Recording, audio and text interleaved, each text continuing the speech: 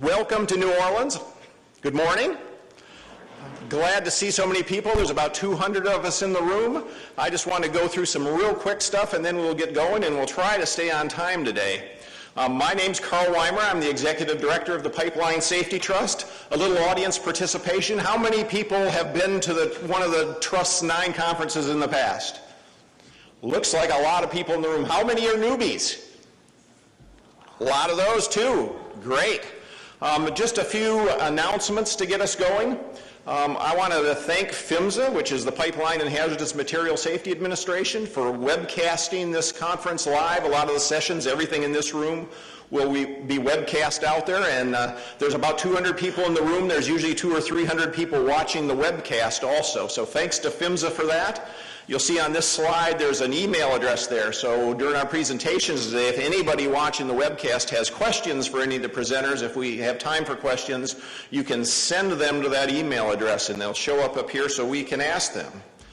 All of you people who are into social media, or what we refer to as social networking, here's some of the places you can get into that. Facebook, you can like us on Facebook at the Pipeline Safety Trust, and we'll be posting stuff there. And if you tweet, there's the Twitter handle, hashtag 2014PST.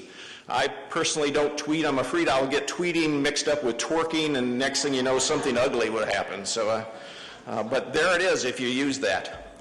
Just a few emergency preparedness announcements, because if you don't do kind of an emergency minute up front, all the industry people in the room go into a meltdown mode, so we always try to include this because it's ingrained in the industry to think about emergencies. Bathrooms are right through any of these doors, just right out here in the corner of the foyer, if you're having that emergency. Exits, there's all kinds of doors. These side ones go out. If you go left as you go out the door, you'll be right out onto Conti Street, or the back doors, the same thing, just turn right, and you're right out onto Conti Street if for some reason we need to leave the building.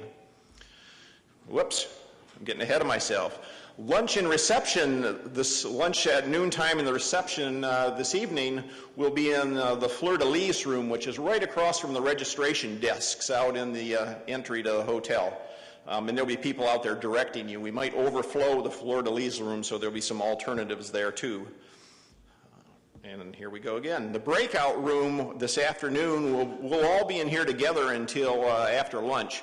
But the breakout room is just right across the hall here from where you registered. And finally, one of the things that we've done for 9 years at this conference is on the first evening of the conference, whoever wants to meets up out in the lobby at 9:30 p.m. this evening, and we all wandered down to the Café du Monde for beignets and coffee. A bunch of us did it last night, but I think my waistline can probably take one more hit this evening. So if you're interested, it's one of those rare occasions where you can see a pipeline activist from who knows where sitting with a pipeline company president over, all dropping sugar all over their white or black suits and having a good conversation. So we hope you'll join us at 9:30 out in the lobby. We'll meet out and do a mass walk down that direction. Just a little bit of who's in the room.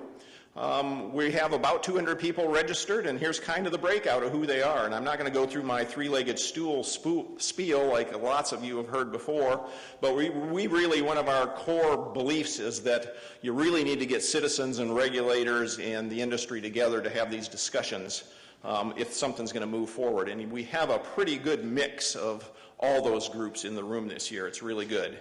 Here's where everybody's from in the U.S. There's only a few states missing. All those states in white are the states that really don't care about pipeline safety at all, as far as I can care. But we have a good mix of states, and we also have a good contingent from Canada this year, from both Alberta and from Ontario. A couple other thank yous. One of the things we believe in the Pipeline Safety Trust spends, $15,000 to $18,000 of our own money every year at the conference to help pay the travel costs of people, of citizens to come, because lots of times they have to take off work and take 2 days, and the costs of getting here are really pretty expensive. So we spend a lot of our own money to get here, and this year both Pacific Gas and Electric and Marathon Pipelines also donated some money to help get some more citizens in the room, and we really thank them for that effort. I want to do a few quick introductions of people that are in the room. By no means is this an exhaustive list, but I wanted to just talk about people that are kind of my go-to people over the years on pipeline safety issues that I know will give me the straight scoop. First of all, I just wanted to introduce our own staff, who you probably met at registration, Rebecca and Samia. I don't know, there's Rebecca waving in the back. She's our program director, and Samia's our outreach coordinator.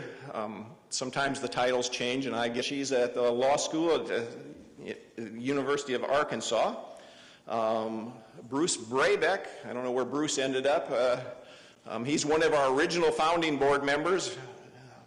You know, he was one of the people that lost family members in the Bellingham tragedy back in 1999.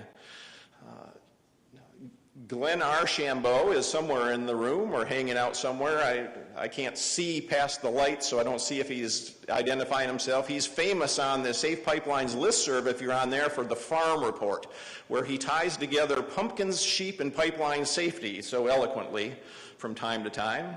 Jeff Insko is right up front here. He is an English professor in Michigan, but he runs a blog that talks about landowners' issues with pipeline companies, and he's kind of outspoken in that blog, and he started kind of picking on Enbridge, and now he's moved on to Energy Transfer, and it would really warm my heart, since we have so many public awareness people in the room today. At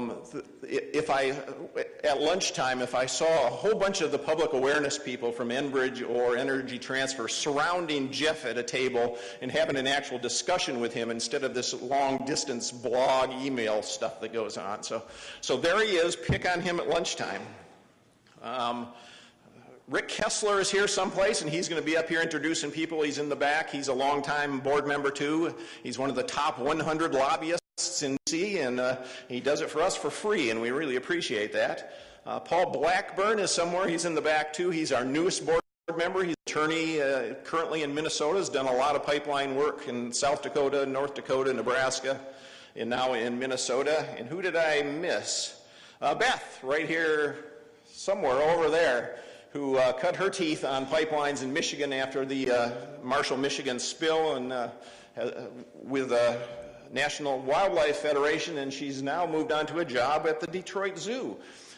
So that's our board members. If I missed any, I'm sorry. There's a couple of engineers in the room I'd like to introduce, because they're my go-to guys when I'm trying to understand what engineers are talking about. Rick Kuprowitz is somewhere. He's right front here. He does a lot of work with local groups. Bill Bird, did Bill make it? I know he's registered, but I didn't see him yet this morning. Well, he's one of the go-to guys, and he chimes in our Safe Pipelines list quite often. And Lois Epstein is in the room, too, from Alaska, who is a long-term, she's been doing pipelines longer than any of the rest of us. There's a few industry people in the room that I have got to know and have some fascinating discussions with. Craig Pearson from Marathon Pipeline, somewhere, way in the back. He's the president of Marathon Pipeline. I've had lots of interesting discussions with Craig on liquid pipeline issues, and if you have questions about that, I would encourage you to talk with him. And also, Sue Fleck from National Grid will be speaking, and she's, I think, sitting in the back corner there. Yeah, and if you want to talk about gas transmission or distribution, she's really opened my eyes to some of the problems they face that are not always as clear as people think. And finally, just to mention a couple regulators, Dave Lyken with the Washington Utilities and Transportation Commission. I've worked with him since day one, since that's where we're at, and he can give you a state view on things. And Jeff Weiss is here, who's the top dog, and I mean that affectionately, although not everybody always does, from PHMSA, the Pipeline Hazardous Materials Safety Administration. He's been attending our conference for years. He's a straight shooter, and I just wanted to point him out if you have any questions about what the federal government is up to. And if you want to blame anybody for anything, he's the guy too. You know, if you wonder why the coffee's not hot enough, blame Jeff. If you wonder why lunch sucks, blame Jeff. If you wonder where that hazardous liquid rule is that PHMSA wrote 2 years ago and has been sitting at the White House for 2 years now, that's really out of his control, blame him anyway. So there's lots of, anything that goes wrong today, blame Jeff. Yeah. For the last couple of years, I've shown this slide, and I've really encouraged people in the room to really focus on pipeline safety and not get kind of diverted on other issues like fracking and tar sands development and global warming. And I'll say that again, that we really want to kind of focus on pipeline safety. One of the things that I have realized over the last few years is that's not really very easy to do, because it's really hard to know where pipeline safety starts and stops. Certainly with this new development of energy all over the country, if you weren't fracking, you wouldn't have all kinds of new pipelines going in the ground. So there's some gray areas there, and as you're going to hear in one of our first panels this morning, there's even areas of pipeline safety that have to do with emissions of gas and global climate change. So we've tried to stick to pipeline safety, but where that line is hard to tell. One of the other slides we've shown is everybody in the room, I think, industry, regulators, advocates like myself, believe that the ultimate goal for pipeline safety is to get to zero pipeline incidents. And that, you know, we've talked over the years about a whole bunch of ways to do that, and they're kind of listed there. The problem we're starting to run into that is now it's very easy to agree that zero pipeline incidents is the ultimate goal, but it's pretty hard for everybody to agree on what a pipeline incident is.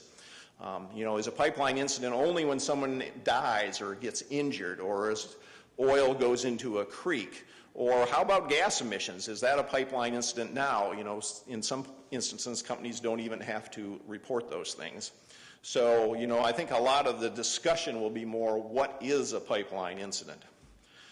Just the last couple things I wanted to say is, over the last couple years, and I think Jeff has mentioned this too, that he's seen this conference change. When we first did this 9 years ago, you know, all the industry guys were sitting on this side and all the citizens were sitting on that side, and there was a tension in the room and no one wanted to eat lunch together, and we've kind of overcome that and become much more, let's get together and have a discussion. And that's really what this is about. And it's not because we're trying to ignore the conflict. The conflict is really what brings us together to have the discussion, but we want to do it in a constructive sort of way. So I just wanted to show this slide, because oftentimes, you know, the conflict's dealt with by press releases and people standing on corners with signs, or it's dealt with by people saying everything's fine. And the reality is somewhere in the middle, and that's really what this conference is all about, is, okay, let's embrace the conflict and then address that somehow purposefully. And finally, one of our core beliefs is that transparency of pipeline information really matters. And I just wanted to show this picture because every year the Pipeline Safety Trust does an analysis of all 50 states' websites about pipeline safety, and then we rate them. And these are kind of the leaders in pipeline transparency. And you'll see on the left there is Bobby Henry from Arkansas, and in the middle is Colette Honorable from Arkansas, who was recently nominated to be on FERC. I hope that goes through. And then on the right is people from the Washington Utilities and Transportation Commission, with David there on the far right. These people really have upgraded their websites, and we've just released, and it's in your packet today, our latest newsletter with this year's ratings. In Arkansas and Washington has been playing this cat and mouse game for top honors for a long time, and Arkansas beat out Washington by 1 point this year in the ratings, with PHMSA right behind, and PHMSA's always been in the top 3 too. The real winner this year was the state of Maine, who was almost dead last in the last year, and they've really stepped up and provided a lot more information and moved all the way up to 4th. So we really appreciate that.